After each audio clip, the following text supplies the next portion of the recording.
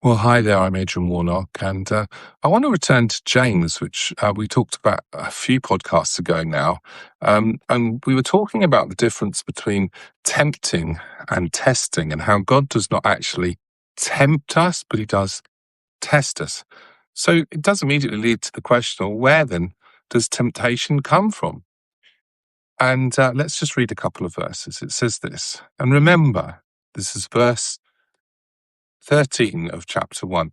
And remember, when you are being tempted, do not say, God is tempting me. God is never tempted to do wrong, and he never tempts anyone else.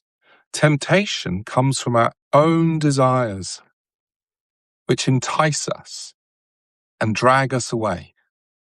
These desires give birth to sinful actions, and when sin is allowed to grow, it gives birth to death. So there's a lot of controversy amongst Christians about our exact relationship to sin as Christians. Now, clearly, I think there are two things that are true. The first thing is this: we do have a new nature. I'm not denying that in any way, but I recently saw somebody online who was suggesting that because we have a new nature, then it's no longer the case that we have an old nature, a sinful nature, if you like.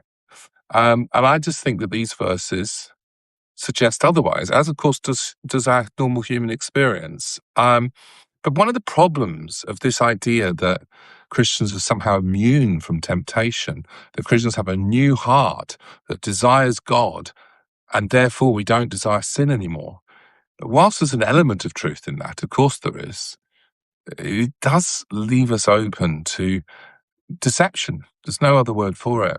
So this idea that, particularly if you're a mature Christian somehow, that mature Christians get to a point, not quite of sinless perfection, which I think most of us would agree is not going to happen in this world, but a state where sin no longer draws us the way it should do. Sorry, not the way it should do, the way it used to. Now, this all sounds wonderful, doesn't it? But what it does mean is we put people on a pedestal and we look up to leaders who we think are mature. We select leaders who are just perhaps, let's be honest, better at hiding their weaknesses.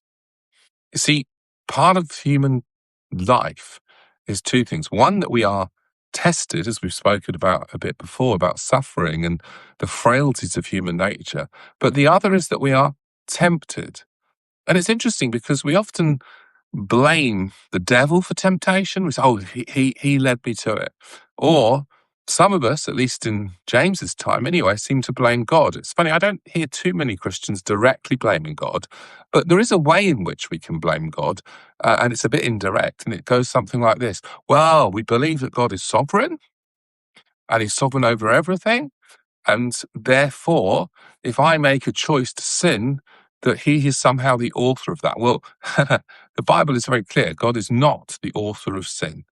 It is true, however, that God can turn even our sinful acts around for good. There's no question about that. And so sometimes, well, it's like Joseph when he looked at his brothers later in his life, and his brothers thought, oh my gosh, Joseph is finally going to get his own back on us now that dad is dead. And he said, look, you meant this for my harm? And there's no question about that. This was a sinful act. It was against God's rules, and it nearly killed me. So I'm paraphrasing there. But God meant it for my good. What does that mean? It means that I think God is like some kind of cosmic chess player who knows exactly what everyone's moves are going to be. In fact, let's put it this way. I don't know if you've ever seen the video of chess masters. Sometimes they'll take on 20, 30 people all at once, and they'll move around the boards, and they'll keep going around, and they remember somehow in their head what's going on and what their plans are on each board. And I believe God's like that on a cosmic scale. But we are actors in that. And obviously, yes, the devil is an actor in that. But the choices that we make, they can't ever frustrate God's plans, because he knows in advance. And yes, he might look like he's going a queen down sometimes in our lives, but he will always turn it around for our good. I mean, that's what Romans 8 tells us.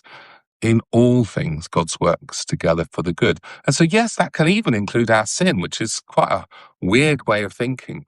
But we don't want to take it too far, because there is this sense in which some people believe that sin is somehow part of God's plan for our life. And I would say it never is. It never is. That the verses we read, God is not tempted by evil, and he does not tempt anyone by evil. So don't think that God is testing you when what you really mean is you're being tempted. But these verses also tell us something crucial about temptation. It answers that question, that dialogue, if you like, that I'd like to have with that other Patheos author who said that humans who are Christians no longer have a sinful heart. They only have a pure heart. Well, and yes, David said, create in me a pure heart. But he said that because he knew that inside of him there was still desire after things that were not so good. And I think that's the point. We're like a split personality, if you like. You sometimes in psychiatry hear of people, it's a very rare condition, I don't think I ever treated somebody where they literally present with two personalities. And I think we're like that. Inside of me, anyway, there is a person who loves Jesus. There is a heart that wants to follow him, that wants to obey him, that wants to do what he wants me to do, that wishes I spent more time with him.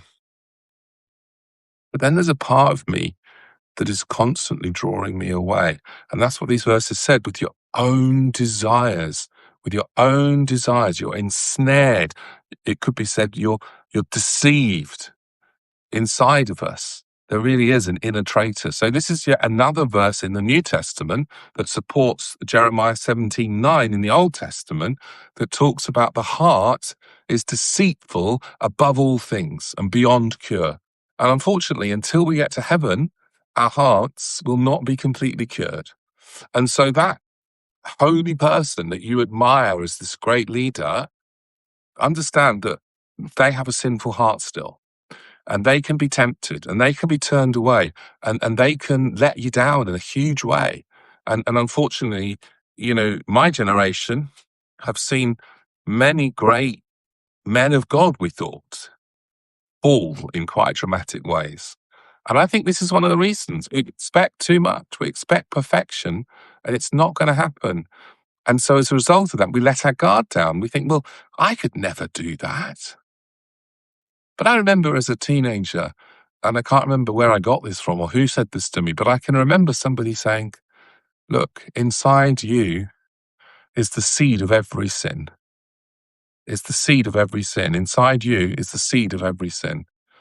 And that's the truth. By the grace of God, I could have gone where anyone else has gone.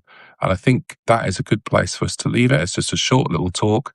And there we go. Thank you very much for listening.